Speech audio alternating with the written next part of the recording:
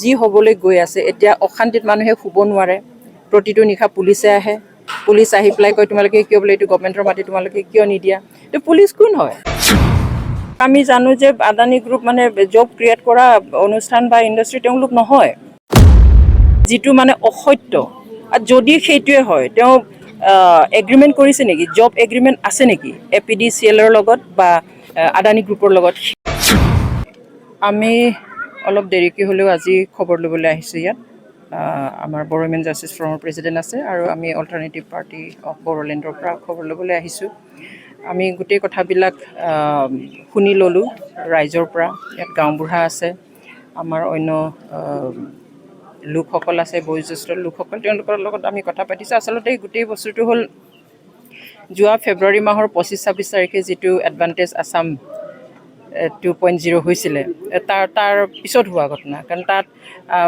অসম চৰকাৰক প্ৰপ'জাল দিলে যে আমি তেনেকৈ এটা পাৱাৰ প্ৰজেক্ট এটা হেৰি কৰিম এইটো পাৱাৰ ডিষ্ট্ৰিবিউশ্যন হয় আচলতে এইটো পাৱাৰ জেনেৰেশ্যনৰো মানে হেৰি নহ'ব এইটো প্লান্ট নহ'ব সেইটো হ'ল ডিষ্ট্ৰিবিউশ্যনৰ প্লান্ট হ'ব চ' সেইটোৰ কাৰণে ইয়াত মাটি দেখিলে তো সেইটো চৰকাৰী মাটি বুলি অসম চৰকাৰৰ কেবিনেট বৈঠকত এইটো সিদ্ধান্ত ল'লে যে কোকৰাঝাৰ ডিষ্ট্ৰিক্টৰ এইটো পৰ্বতজোৰা এৰিয়াৰ এই বাঁশবাৰী ফাগলিজৰা আৰু এইটো দুকিচুকী এৰিয়া এইখিনিত মানে মাটিটো দিয়া যাওক 3000 বিঘা মাটি সেইটো লিখা আছে BTC চৰকাৰে দিয়া নটিছখনত আৰু যিটো পৰ্বতজোৰা চাব ডিভিজনেল লেণ্ড এডভাইজৰী বোৰ্ডে লিখা মতে সেইটো 3600 বিঘা লিখা আছে যিটো মানে APDCLক দিছে আৰু APDCLে সেইটো আদানী গ্ৰুপক দিব তো এতিয়া কথাটো হ'ল যে এইটো হ'ল প্ৰথম কথা হ'ল এইটো 6 শিডিউল এৰিয়াত থকা মাটি আৰু ট্ৰাইবেল বেল্ট এণ্ড ব্লকৰ আণ্ডাৰত থকা মাটি এতিয়া 6 শিডিউলত থকা মাটিখিনিক একৰ্ডিং টু কনষ্টিটিউশ্যন ভাৰতৰ যিটো সংবিধান সেই সংবিধান মতে ষ্টেটেও তাত ইণ্টাৰফেয়াৰ কৰিব নোৱাৰে 6 শিডিউল এৰিয়াত আৰু আমি যিটো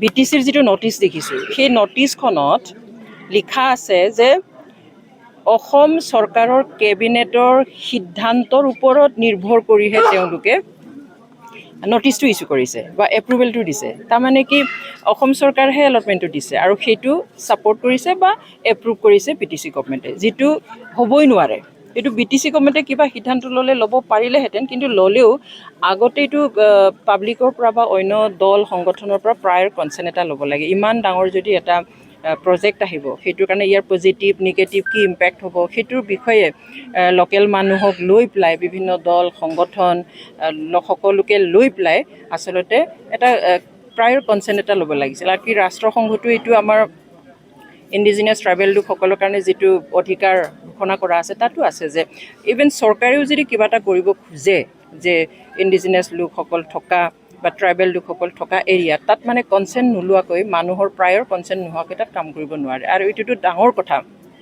গতিকে প্ৰায়ৰ কনচেণ্টটো লোৱা হ'লে সেই কথাবিলাক যদি আগতেই জনোৱা হ'লে যে এইটো আমি বহুৱাম নবহুৱাম এনেকুৱা এটা প্ৰজেক্ট আহি আছে বা প্ৰপ'জাল এটা আহিছে কি কৰা যায় তাৰ মানে চব পজিটিভ যদি কথা পাতি পেলাই যদি ডিচিশ্যনটো লোৱা হ'লে আজিৰ এইটো অৱস্থা কেতিয়াও নহ'লহেঁতেন এইটো পৰিস্থিতি কেতিয়াও নাহিলহেঁতেন আৰু আমি জানো যে 1886ৰ যিটো Assam land and land regulation actor 10 চেপ্টাৰৰ মতে হ'লে সেইটো নন ট্ৰাইবেল মানুহক আৰু প্ৰটেক্টেড ক্লাছৰ নোহোৱা মানুহক ট্ৰাইবেল বেল্ট এণ্ড ব্লকৰ মাটি ট্ৰেন্সফাৰ কৰিব নোৱাৰে সেইমতেও সেই আইনটো আমি উলংঘা কৰা ইয়াত দেখিছোঁ আৰু চাকৰিৰ কথা যিবিলাক কৈ আছে সেইটোতো মানে আমি কি বুলি ক'ম মানে সেইটো ভুৱা প্ৰচাৰ এটা কৰিছে আমাৰ নিজৰ মানুহে ফাঁকি দিছে সেইটো সাংঘাতিক কথা কৈছে যে ইয়াত যেতিয়া কাম আৰম্ভ হ'ব মই দেখিছোঁ যে আমাৰ কাউন্সিলৰ CM প্ৰমোদ বড়ো ডাঙৰীয়াক মই যোৱাকালি মিডিয়াত দেখিছোঁ যে তেওঁ কৈছে যে কাম আৰম্ভ হোৱাৰ সময়তে 18,000 পৰা 20,000 মানুহে কাম পাব আৰু যেতিয়া প্ৰজেক্টটো কমপ্লিট হ'ব তেতিয়া হেনো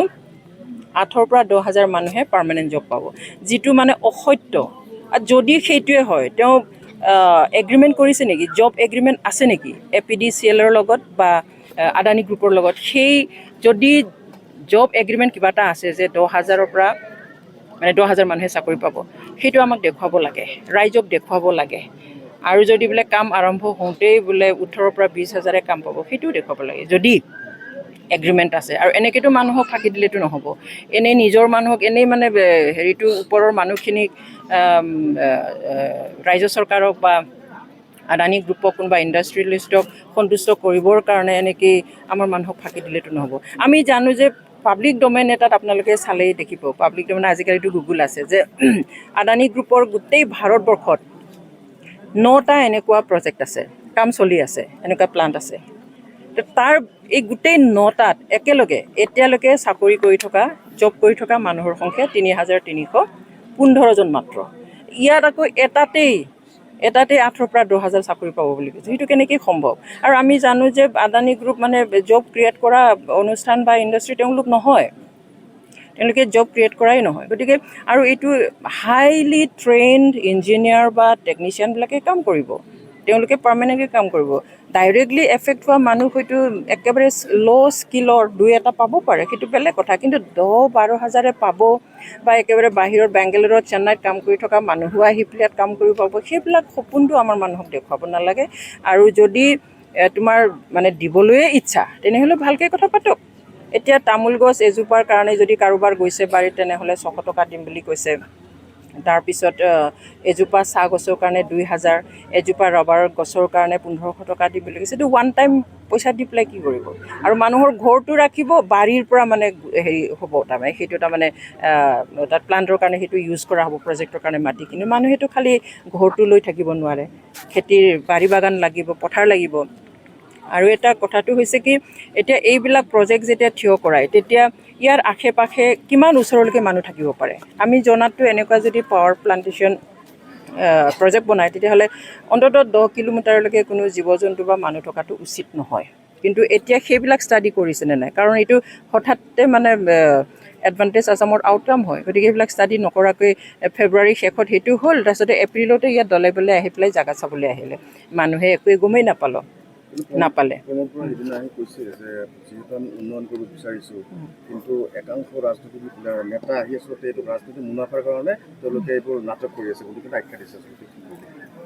সেইটোতো উন্নতিটো চবেই বিচাৰে, আমিও উন্নয়নৰ বিৰোধী নহয়। কিন্তু উন্নয়ন কৰিবলৈ গৈ যদি মানুহৰ ক্ষতি হয় বেছিকৈ, য'ত মানুহৰ বেছি ক্ষতি হয়, মানুহৰ অধিকাৰ খৰ্ব হয়, সেইটো উন্নয়ন একচেপ্টেবল নহয়। উন্নয়ন সকলো ফালৰ পৰা একচেপ্টেবল হ'ব লাগিব। ইয়াত ৰাজনীতিৰ কৰা কোনো কথাই নহয়। এতিয়া হয়তো আমাকো ক'ব যে ৰাজনীতি কৰিবলৈ আহা বুলি, কিন্তু আজি আমাৰ প্ৰথম প্ৰায়ৰিটি হ'ব লাগিব মানুহৰ মাটিৰ অধিকাৰ, প্ৰথম প্ৰায়ৰিটি হ'ব লাগিব মানুহৰ আইডেণ্টিটিৰ, প্ৰথম প্ৰায়ৰিটি হ'ব লাগিব মানুহৰ উন্নত জীৱন মানদণ্ডৰ। গতিকে ইয়াত যি হ'বলৈ গৈ আছে, এতিয়া অশান্তিত মানুহে শুব নোৱাৰে, প্ৰতিটো নিশা পুলিচে আহে, পুলিচ আহি পেলাই কয় তোমালোকে কিয় বোলে এইটো গভৰ্ণমেণ্টৰ মাটি তোমালোকে কিয় নিদিয়া? এইটো পুলিচ কোন হয়? আহি পেলাই তোমালোকে মাটি এৰি দিয়া বুলি ক'বলৈ পুলিচৰতো কোনো অধিকাৰ নাই। কোনে কোৱাইছে তেওঁলোকক? কোনে পলিটিক্স কৰি আছে? আচলতে মাটি দিয়াটো, কাৰোবাক সন্তুষ্ট দি মাটি দিয়াটো পলিটিক্স নে? দুখৰ সময়ত এইটো অন্যায় হোৱাটো, কনষ্টিটিউশ্যনেল মানে ৰাইট যিটো, সেইটোৰ বিৰোধী হোৱাটো, মাত মাতাটো, সেইটো পলিটিক্স। এইটো তেওঁ বুজিব লাগিব। এতিয়া আমি শুনিলোঁ যে ভাৰত স্বাধীন হোৱাৰ পিছৰ প্ৰথম যিটো 1956ত ইলেকশ্যন হৈছিল, নিৰ্বাচন হৈছিল, সেই নিৰ্বাচনত অংশগ্ৰহণ কৰিছে এই গাঁৱৰ মানুহে, ভোটাৰ লিষ্টত নাম আছে। মানে এই 1956ত প্ৰথম ভাৰত স্বাধীন হোৱাৰ পিছৰ প্ৰথম ইলেকশ্যন, তাতেই তেওঁলোকে ভাগ লৈছে। সেই মানুহখিনি যদি ঘৰ এৰিবলগীয়া হয়, গাঁও এৰিবলগীয়া হয়, নিজৰ মাটি বাৰী খেতি বাৰী চব এৰিবলগীয়া হয়, তেওঁলোক দুখ নাপায় কোনে পাব? আৰু সেইখিনি যদি আমি প্ৰায়ৰিটি দিব নোৱাৰোঁ, চৰকাৰখন ৰাইজৰ কাৰণে, ৰাইজে চৰকাৰ কৰিছে আৰু চৰকাৰো ৰাইজৰ কাৰণে। গতিকে যদি ৰাইজটোক আমি মানে আগস্থান যদি নিদিওঁ, এনেই কোনোবাই ষ্টাডি কৰি পেলাই কথাটো কৈছে, তেওঁলোকক যদি পলিটিক্স কৰা বুলি কয়, তেনেহ'লে তাতকৈ আৰু দুখ লগা কথা একো নাই আৰু। Thank U.